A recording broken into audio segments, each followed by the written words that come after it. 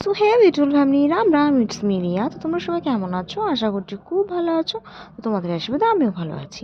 So এখন বাজে সকাল 9টার মতন। তো আমি আজকে একটু ঘুম থেকে দেরিতে উঠেছি। সো এখন খাচ্ছি চা। তো চা খাচ্ছি আর মা আমি মিলে মানে নানা ধরনের গল্প করছি। জানো তো, মা আমি এক জায়গায় হলে কত ধরনের মানে গল্প, সুখ দুঃখ সব নিয়ে গল্প হচ্ছে আমাদের আর কি। আর হাসাহাসি হচ্ছিল, সব কথাবার্তা হচ্ছিল। তো মানে কি বলো তো, আজকে মানে চাপটা বেশি আছে আর তার মধ্যে দেরি করে ঘুম থেকে উঠেছিলাম আজকে। সো আজকে মানে সামনে তো জানোই পয়লা বৈশাখ। সো ঘরের অনেক ধরনের কাজ টাজ থাকে, করতে হয়। সো অনেক জামা কাপড় আছে ধোয়া বাকি, মানে ঘর পরিষ্কার করতে হবে। সো তাই আজকে আমি পড়াতে যাইনি। সো সকাল সকাল ভাবছি মানে পড়াতে না গিয়ে একটু হালকা একটু দেরি করে উঠবো ঘুম থেকে, তারপরে কাজে লেগে যাব। তাই একটু দেরি করে উঠেছি ঘুম থেকে আর এখন মানে কাজ করব আর কি। সো চাটা খাওয়া হয়ে গেলে তো কাজে লেগে পড়বো আর কি। আর প্লিজ তোমাদেরকে রিকোয়েস্ট করব, প্লিজ আমার সঙ্গে থেকেও, পাশে থেকেও, আমাকে একটু ভালোবাসা দিও। সো প্রথমে আমি বিছানা থেকে স্টার্ট করছি। তো এখন বিছানাটা তুলে নেব। সো এই বিছানায় আমি আর আমার মা ঘুমোই। ছোটোবেলা থেকে মার সঙ্গে ঘুমোতে ঘুমোতে এমন একটা হ্যাবিট হয়ে গেছে। সো অন্য মানে কোথাও গিয়ে ঘুমও হয় না ঠিক মতন, মা ছাড়া আর কি। সো তাই এই বিছানাটাই আমার ফেভারিট আর মা সামনে লাগবেই। সো যাই হোক, মা যে পরে কী করবো জানি না। তো গল্প করতে করতে আমার বিছানাটা তোলা হয়ে গেল। আর এই বেডশিটটা দেখতেই পাচ্ছ, এই বেডশিটটা মা এনেছিল। সো আমার এই বেডশিটটাও খুব ভালো লাগে। এই গোলাপগুলো মানে মানে বড় বড়, দেখতে বেশ ভালো লাগে, দেখতে পাচ্ছ। মানে বিছানাটা যখন পরিষ্কার করি না, বেশ ভালো লাগে আর কি। সো এখন এই আয়নাটা পরিষ্কার করে নেব। তো অনেকদিন থেকে পড়ে আছে, ঠিক মতো ইউজ করি না, তাই প্রচণ্ড ধুলো জমে গেছে। তো এটা আয়নাটা পরিষ্কার করাও মানে হয়ে গেলে আরও ঘরটরগুলো ঝাঁট দিয়ে নেব। সো আয়নাটা পরিষ্কার করা হয়ে গেছে। এখন ঘরটরগুলো চিপা টিপাগুলো আছে, সেগুলো ভালো করে মানে পরিষ্কার করে নেব। আর ভাবছি এই হয়তো এই কাজটা করলে কাজটা একটু আগাবে। ও মা, দেখি না এটা করলে আরেকটা কাজ বেরিয়ে যাচ্ছে নতুন করে, আবার আরেকটা করছি, আরেকটা কাজ বেরিয়ে যাচ্ছে নতুন করে। মানে জানি না এখন কাজ কখন শেষ হবে, আমি জাস্ট এক্স্যাক্টলি বলতে পারছি না। একটার পর একটা কাজ দেখি মানে বেরিয়ে চলেছে বেরিয়ে চলেছে, মানে কি আর করবো বাবা।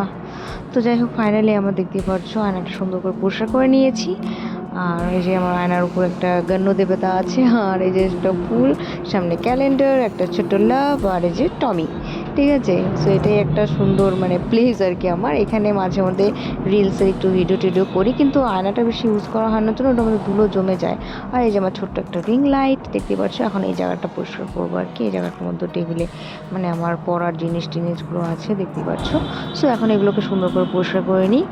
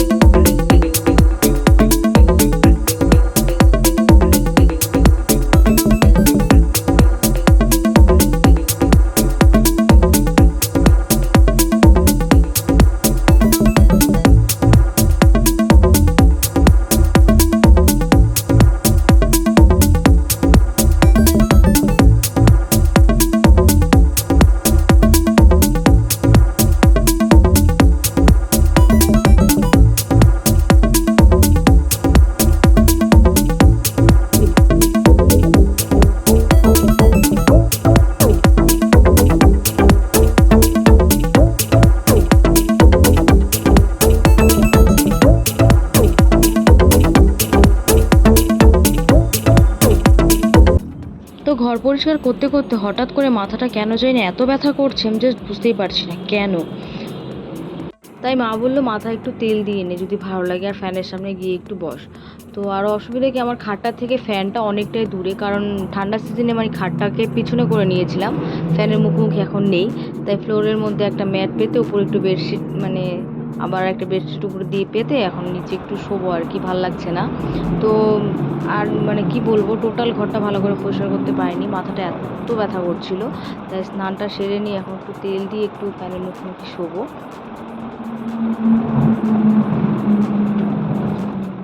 তো যাই হোক, ফ্যানের মুখোমুখি আমি শুয়ে পড়েছি আর মাথায় তেল দিয়ে ফ্যানের সামনে মানে একটু থাকতে পেরে আমার যে এত ভালো লাগছে কি আর বলবো। মায়েদের কথা, মা বললো তেল দে, তেল দিলাম, ফ্যানের সামনে বস, তাও বসলাম। মানে মায়েদের কথা মানে ফেলাটা মানে আমি মনে করবো একটা খারাপ জিনিস। তো মায়েদের কথা শুনতে হয়, তো শুনে আমার অনেকটা রিল্যাক্স লাগছে, এখন মাথাটাও ভাল লাগছে, সব কিছুই ভাল লাগছে এখন।